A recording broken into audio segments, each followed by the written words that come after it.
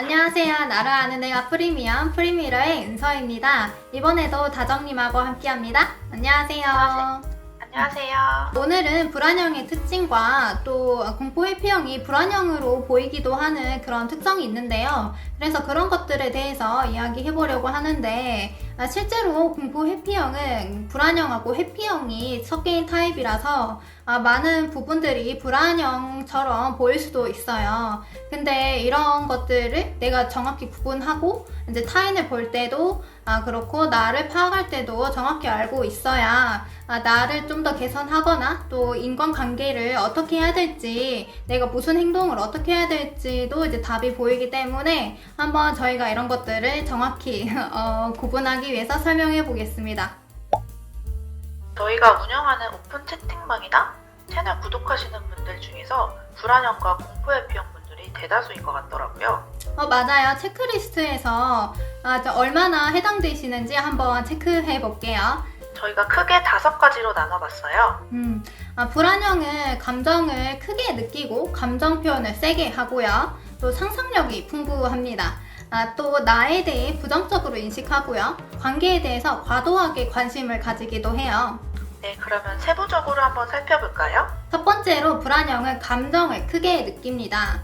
극도로 외로워하거나 공허함, 마음이 궁핍함, 집착, 절망감 등을 잘 느끼고요. 항상 누군가에게 사랑을 확인받아야 된다는 그런 마음 때문인데요. 불안감, 분노가 너무 커서 가만히 있기 어렵고 안절부절 못하고 또 감정 컨트롤이 어려워요. 특히 싸우거나 그런 갈등 상황에서 그렇고요. 또 내 스스로가 과민 반응하고 있나 그런 생각을 하기도 하거든요. 스스로 믿지 못하는 것일 수도 있고 내가 실제로 과민 반응을 하니까 평소에는 느끼지 못하다가 내가 과민 반응을 하나? 그렇게 알아차리는 경우가 가끔 있을 거고요. 네, 예를 들면은 부정적 피드백을 받았을 때 변명이 길어지거나 말이 많아지는 경우가 여기에 해당해요. 불안정 애착일수록 자존감 문제를 겪는다고 알려져 있어요. 이제 변명한다는 게 방어 기제인데요. 내가 내 자신을 그대로 인정하지 못하는 낮은 자존과도 연결이 되어 있죠. 공포 회피형도 이런 부분이 있지 않나요? 네, 아무래도 공포 회피형도 불안형의 특징을 공유하기 때문에 마찬가지로 감정적인 면이 있어요. 외로움이나 공허함을 많이 느끼고요. 특히 불안할 때 안절부절 못하고 어쩔 줄 몰라 하는 면이 참 비슷해요. 근데 차이점이 있다면 그 감정을 어떻게 표출하느냐예요. 그거는 두 번째 특징에서 자세히 다룰게요. 네, 그래서 두 번째로 불안형은 감정을 세게 표현을 합니다. 아까는 감정을 크게 느낀다고 했잖아요. 그래서 세게 표현을 하기도 하는데요. 관심을 빼기 위해서 상황을 과장하거나 확대해서 말을 합니다. 실제로 무슨 일이 일어나지 않았는데도 장난으로 뭐 예를 들어서 그릇 깨졌어 뭐 이렇게 한다거나 등의 행동이 잦아진다면 그거는 이 문제하고 연결될 수도 있어요. 그리고 문제 상황에서는 감정적으로 대응을 하는데요. 물론 누구나 감정적으로 대응은 할 수 있습니다. 하지만 그게 잦거나 과도하다면 이 경우에 해당을 하겠고요. 관계를 단절하거나 이러면 관계를 끊을 것이라고 이제 겁을 주기도 하죠. 연애도 인간관계의 일종이죠. 그래서 대표적으로 싸우는 상황에서 불안형 애인이 집 나가, 우리 헤어져.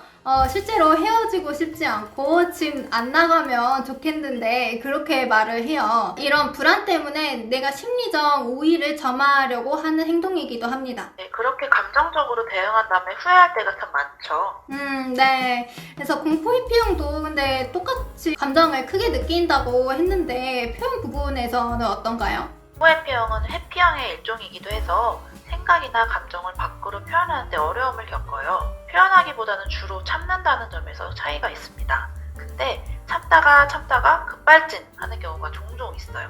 적절하지 못하게 감정을 세게 표출하고 나중에 후회한다는 점은 또 비슷하기도 합니다. 세 번째 경우 한번 볼게요. 세 번째로는 상상력이 풍부합니다. 풍부한 상상력 때문에 걱정이 많아지죠. 네, 일단 유기불안이 있어요. 유기불안이란 건 뭐냐면 누군가에게 버림받는 것에 대한 근본적인 불안감을 가지고 있고요. 그래서 내가 무언가를 잘못하면 혹은 어려운 상황이 온다면 금방 상대가 떠나버릴 수도 있다고 그런 불안감을 가지는 거예요. 또 극적인 상황이 펼쳐지는 것을 상상을 하거나 직접 말로 꺼내기도 합니다. 자신이 속으로 생각하는 걸로 그치지 않고요.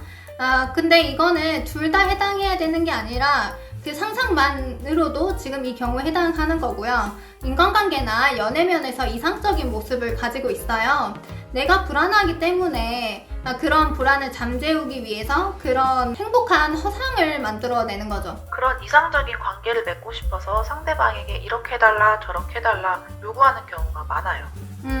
맞아요. 그래서 극적인 상황이란 거는 긍정적인 상황뿐만 아니라 최악의 시나리오도 여기에 포함이 됩니다. 이러다 망할지도 모른다고 생각하기도 하고요. 그래서 실제로 사업하시는 분들이나 아니면 내가 프로젝트를 진행하는데 직원이라 하더라도 그런 게 해당이 될 수도 있죠. 네, 이 불안감을 추진력 삼아서 더 일을 잘하게 되는 경우도 있죠.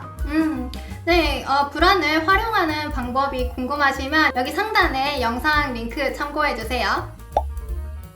후회피형도 마찬가지로 일어나지 않은 일에 대해서 상상을 많이 하고 미리 걱정을 해요. 불안형과 차이점이 있다면 그 불안과 걱정을 내면에 간직하고 혼자 해결하려고 한다는 점이에요. 불안형이 타인에게 그 불안을 과하게 드러내며 도움을 요청한다면 불안감이 들 때 공포회피형은 동굴에 들어가죠. 아이로 보자면 불안형 아이는 울고불고 떼를 쓰고 또 뭐 악을 지르기도 하는데 이제 공포 회피형 아이 같은 경우는 혼자 숨어서 자신을 드러내지 않고 가만히 옵니다. 네 번째로 자신을 부정적으로 인식합니다. 친구에게 조언을 해줬는데 받아들이지 않거나 실천하지 않으면 기분이 나쁜 경우가